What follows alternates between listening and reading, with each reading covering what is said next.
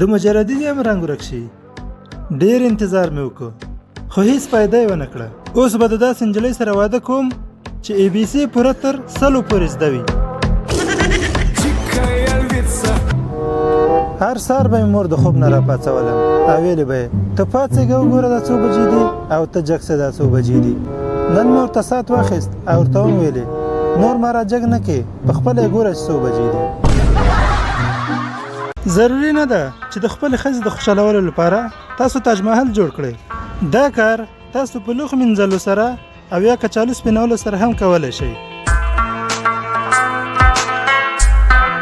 ستاسو رښتینی دوست هغه دی چې یو څو دانې ممپلي سپین کړي او تا ته یې درکړي. دا د ستورو او سپوږمۍ راوړلو والا ټول ډوزماران دي.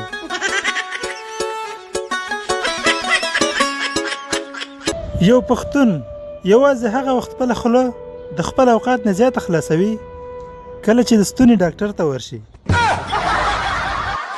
چې په خبرو شروع کړي مازغه به در اوبه کړي او تخلص به یې خاموش وي. زمون خلک چې کله مریض ویني نو ټول به ډاکټران شي او کله چې ډاکټر ویني نو ټول به مریضان شي. دا ولې یار؟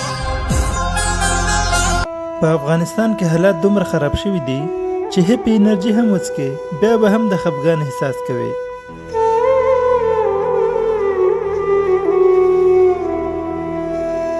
جنکۍ چې ډېر وخت بعد یو بل وویني نو یو بل ته وایي وګللی جانې دا دومره وخت چېرته وې په خدای ډېره درپسې خفه شوی یم. او هلکان د اوسه ته لا اوس هم ژوندی یې.